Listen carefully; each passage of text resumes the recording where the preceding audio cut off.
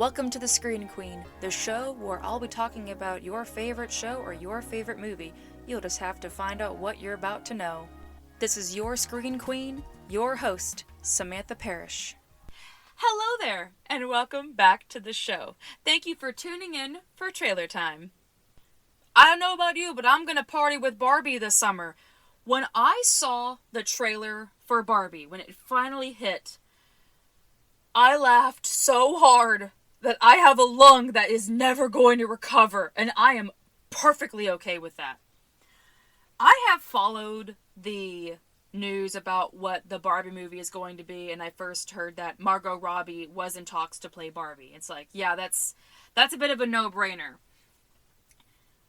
And to hear that Ryan Gosling is playing Ken, that was the first time I saw the internet collectively agree on the same thing in a positive way, that everyone loved the fact that Ryan Gosling is playing Ken. Like, that outshines Margot Robbie playing Barbie, and that is such a strange thing that I'm also okay with. I love both of these actors equally for what they bring to movies, but to see them going into the realm of what is kind of considered a kid's movie, but something that is still in the realm of a basic comedy movie, just by the basis of the trailer. These two actors have worked very well in comedy. They have comedic timing, and the fact that they have an amazing charisma that they bring to their characters. Like, yeah, I do want to see Barbie and Ken come to life in a beautiful way possible. The only time I want to see a doll come to life and make sure it doesn't try to kill me like Chucky from Child's Play. But I love the angle that they put with the plot around Barbie. I was not expecting the plot of it to be, well, what it came to be. So if you haven't seen the trailer for Barbie, please pause this and please wear a thing of Depends before you watch the trailer, because you will piss your pants laughing.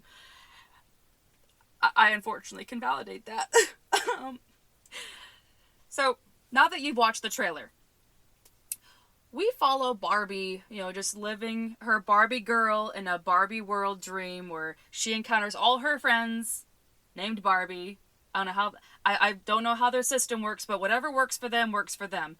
And of course, she has her boyfriend, Ken, who's just Ken, just like it says on the photo of the movie. I'm sorry, I'm gonna be laughing so much for this episode. I'm gonna try and see if I can make sense of my syllables. So, Barbie out of nowhere starts to feel like she's not Barbie, her usual self, with her perfectly pointy feet and being able to just float down from her dream house. Kind of like, I love how it falls in the same fashion about what little girls used to do with Barbie. You just flat out made Barbie fly from the roof on the ground and made her bounce around the house. And I don't know if anyone caught on to that, but that's what I saw as to why that makes sense for her to just float down. I mean, I was a little girl once upon a time, and I definitely had that Barbie flying in places. Like, I was my little world. But anyway, back onto Barbie. So Barbie is having flat feet, and she fell off her house. She falled. And she's trying to find answers. She knows that something's going on. She's starting to feel like a crisis, and she's starting to ask like very existential stuff than just kind of living in a world where everything is okay when you have high heel shoes and and pretty dresses. Which, it's true. When you are playing with toys, like, you're immersed into that world. That's your world building. Everything makes sense there. And now things in Barbie's world doesn't make sense like it used to. And she has to go on a quest to get answers. Find out the roots of Barbie and the roots of reality. And so by leaving Barbie world, she ends up in the real world. And she has to look for these answers. But, things don't go according to plan, with the fact that Ken tagged along. So, there's that. But meanwhile, there are people trying to find Barbie when they found out that she, left her own world that she was supposed to stay in. And there's a part of Will Ferrell screaming, "You put that doll back in the box!" And I was like, oh, so shit got real. I have a little bit more about Will Ferrell to say later on in this episode, but I want to wrap up the trailer real quick. And then we have our moment that ends with Ken, who just tries to kind of do the same thing as Barbie, as like Ken can do anything Barbie can, and yeah, he can't. And it's so fucking funny that they left off that note where he was trying to be a doctor. And oh god, I can't wait to see Ryan Gosling in that movie.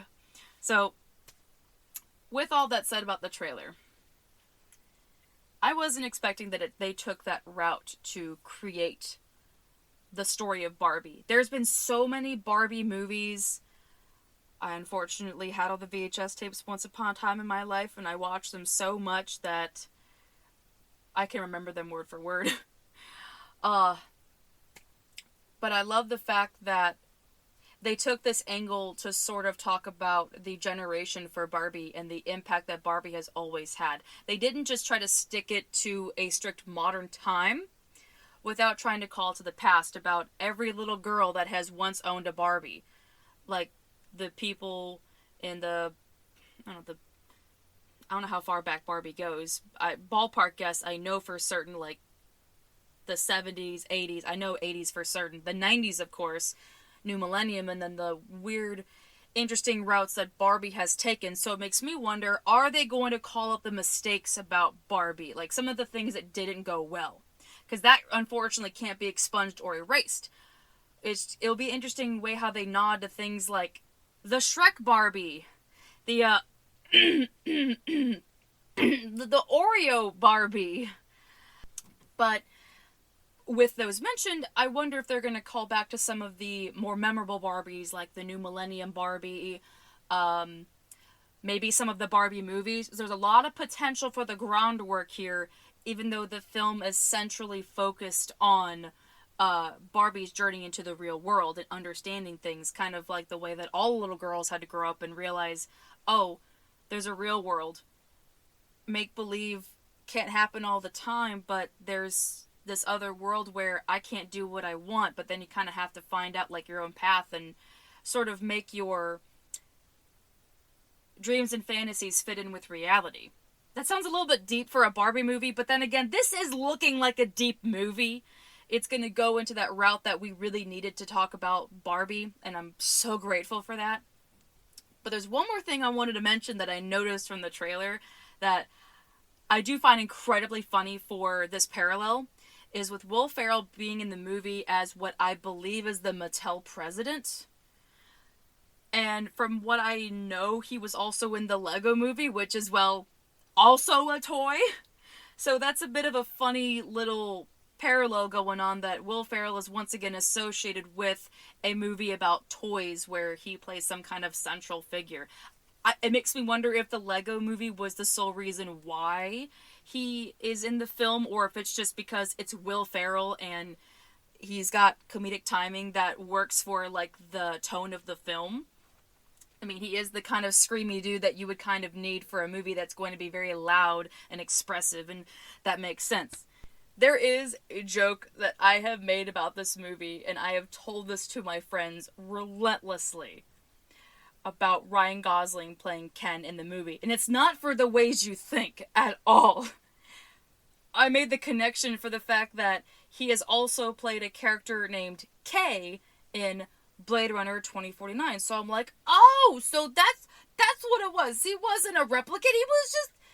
he was. That makes sense why he's Ken in the movie, because of the way he was in Blade Runner 2049. So I'm convinced that Blade Runner 2049 is just the prequel to Barbie, and now we're seeing what Kay's life is like afterwards. That makes so much sense now. And I have not stopped thinking about that, and I think it's too damn funny. I couldn't wait and save that for whenever I do cover the Barbie movie. There's just so much to think about it. I think it's going to be a fantastic film to have for another toy movie that is taking a good direction. And I know for certain I am planning on going to go see us in the theaters. Me and my pals, we have already been figuring out how we're all going to see the Barbie movie at the same time. We know this absolutely has to happen. I'm going to hope I can wait long enough until we have the trip to watch the Barbie movie. If I have to cave, then I caved. I mean, it's Barbie. It's Barbie. But it'll be really fun to cover the movie on the Screen Queen when the movie comes out. If you do follow me on Instagram at the Queen of the Screen, let me know your thoughts about the Barbie trailer. Are you going to go see it? Are you going to go see it because you hate Barbie, just like the way the trailer says if you hate Barbie, you're going to love the movie?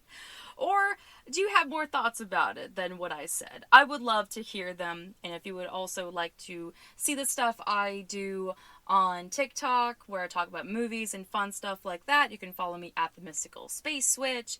And if you would like to see the book that I have written called Inglorious Inc. that has a chock full of movie references, you can find the book series in the description box below. Alrighty. So that has been your Trailer Time episode. Now it is time to go on to our feature presentation of Philadelphia. Now that's one hell of a movie about reality that, oh wow, that was, whew, wow, that kind of hit me how hard I had to say that movie title. The irony of all things. So, thank you so much for listening to this episode. Thank you so much for tuning in for Trailer Time. You take care and stay amazing. This is your Screen Queen, signing off. Bye-bye!